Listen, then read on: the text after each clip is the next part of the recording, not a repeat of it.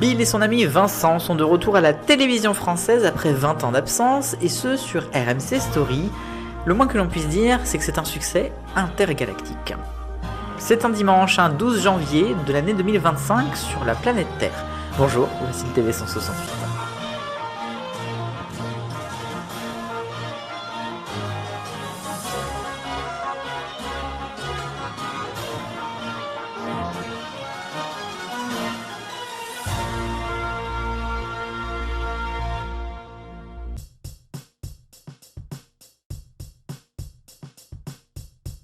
Énorme, monumental, phénoménal, un retour stratosphérique avec un succès intergalactique pour le Big Deal, l'émission de Vincent Lagaffe qui est revenue jeudi 2 janvier sur RMC Story. Franchement, dans tous les passionnés ou experts du PAF, qui aurait cru à ce succès ? Personne. Vraiment. Ah bah si, Fabrice Bailly, bien sûr, le directeur des programmes de TF1, mais à part lui, on était vraiment très peu nombreux. Au mieux, moi, j'aurais imaginé 1 million, mais c'était vraiment presque un rêve déjà de base. Alors, arriver à quasi 2, s'il vous plaît, c'est absolument incroyable, quoi. Vincent Lagaffe, Bill, les Gaffettes et toutes les équipes du Big Deal, certaines de l'époque, d'autres nouvelles, ont donc frappé fort, très fort sur notre télévision française en ce début d'année 2025. 2 numéros et des scores qui explosent les compteurs, et notamment de la TNT, puisque le premier numéro, si on compte l'audience veille et le replay, est à 2,35 millions de téléspectateurs, soit donc le meilleur divertissement de l'histoire de la TNT, 10,9% de part de marché. Mais c'est encore mieux si on regarde l'épisode de vendredi, puisque donc on est à 10,1% de part de marché en audience veille, toujours 1,8 million quasiment. Et puis surtout, si on regarde les PDA en cible, on est sur les 25-49 ans à 22,9%, 45,4% pour les 4 à 10 ans. C'est tout simplement phénoménal. Comme quoi, une émission simple, un humour potache, un Vincent Lagaffe, et ça fait le job, surtout sur le canal 23. Ça, c'est quand même assez dingue. Maintenant, il reste 28 numéros en diffusion.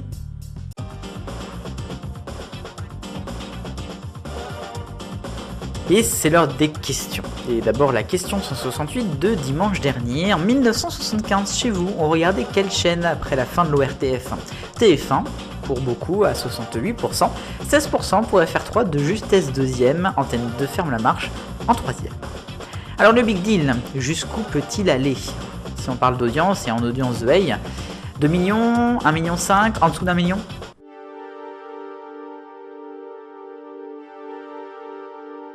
Et le focus maintenant, et l'autre actualité de la semaine à part Bill et Lagaffe, c'est évidemment le feuilleton TNT qui s'accélère. Dans quelques jours, potentiellement mercredi, on aura une fumée blanche à l'Arcom et on saura donc la nouvelle numérotation à partir du printemps de la TNT. Selon un article des Échos, on aurait donc des changements assez conséquents. TF1, France 2, France 3 ne bougerait pas.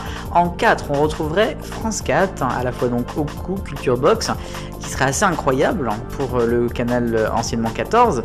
A noter donc que ça serait intéressant de voir aussi si les mesures d'audience seraient de nouveau quotidiennes ou pas pour France 4.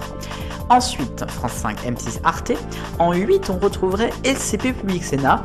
Bon, histoire peut-être d'augmenter un petit peu sa visibilité, mais surtout, je pense, pour éteindre le feu qu'il y a sur le canal 8 en ne le donnant pas à une des nouvelles chaînes ou à une autre, et comme ça, c'est neutre. W9, TMC, TFX ne bouge pas. En 12, on retrouverait Gulli, qui a exprimé fortement son envie de remonter dans le classement, et je ne peux que approuver ça. En 13, 14, 15, 16, le fameux bloc de chaîne info avec le même ordre qu'avant, BFM TV, CNews, LCI et France Info. 17, C-Star ne bougerait pas, mais ça reste à définir. Et puis après, les nouvelles chaînes en 18-19, donc OFTV et CMI TV. Le reste après ne bougerait pas. Tout ça est donc au conditionnel, ça sera confirmé d'ici quelques jours donc par l'Arcom. Donnez-moi votre avis, parce que c'est quand même assez important, ce serait même presque un tremblement de terre dans le paysage audiovisuel français.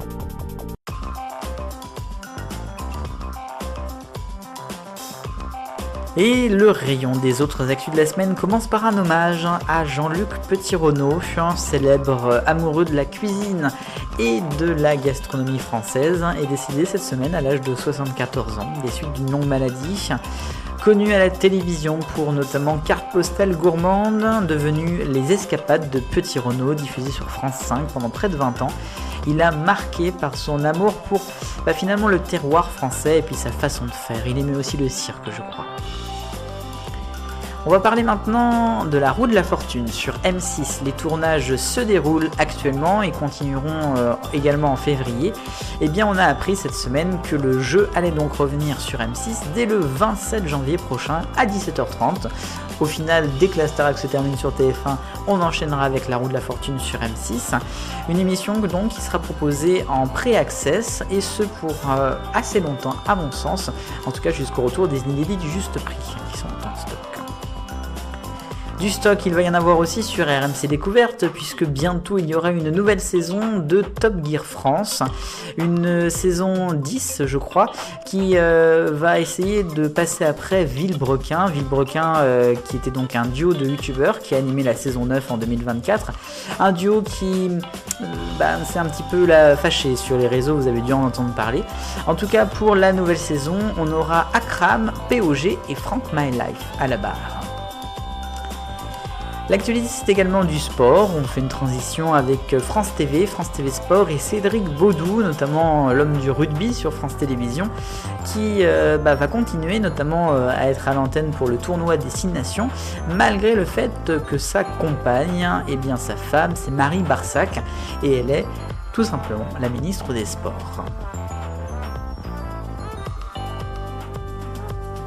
L'actualité, c'est également ITV Studio France, et on a appris cette semaine en exclusivité via Clément Garin que Mathieu Grelier devrait quitter ITV prochainement pour Endemol. Alors c'est tout simplement le directeur des programmes de ITV Studio France et donc de The Voice. Eh bien il devrait d'ici quelques semaines, après 8 ans, rejoindre Endemol pour être adjoint de Jean-Louis Blot et donc potentiellement être à la tête de la Star Academy pour la prochaine saison. Et puis dernière information de ce rayon, on va parler d'Interville sur France 2 qui reviendra donc l'été prochain pour plusieurs numéros. Je ne vais pas revenir sur les différentes polémiques, on en a assez parlé. On a appris cette semaine, notamment via Ici Nord, puisque maintenant il faut dire ici, que Beauvais allait potentiellement accueillir Interville nouvelle mouture. En tout cas, c'est la première ville qui officiellement est annoncée pour accueillir l'émission de télévision.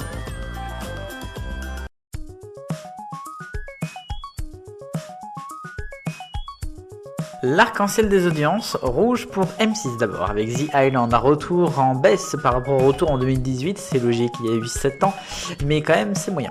En orange, c'est le spectacle de Jeff Panaclock sur TF1 vendredi, battu donc par le Big Deal et RMC Story, 1 million, même pas 500 000. Jaune pour la finale du meilleur pâtissier sur M6, avec une finale donc en baisse sur un an. Ensuite, c'est en vert les 100 lieux qu'il faut voir sur France 5 dimanche, 1 100 000 téléspectateurs. En bleu clair, c'est donc le Big Deal sur RMC Story en hausse en part de marché sur une semaine et donc devant TF1, c'est historique. Bleu foncé pour Erika sur TF1 lundi, une nouvelle série qui a fait plus de 4 millions de téléspectateurs pour son premier épisode. Et puis le violet est donc pour l'enquête parallèle de France 3, samedi, 4 millions également.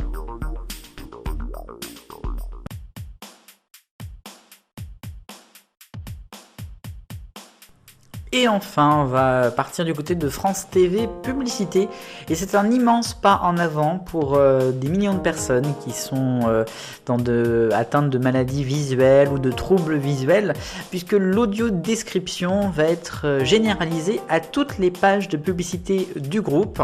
C'est donc assez impressionnant, puisqu'on a quand même des spots publicitaires assez nombreux sur toutes les chaînes. Et puis, j'imagine peut-être que ça va bientôt être aussi le cas peut-être sur la plateforme, je ne sais pas. En tout cas, c'est vraiment un pas en avant et je le salue pour toutes les personnes qui sont donc en maladie visuelle.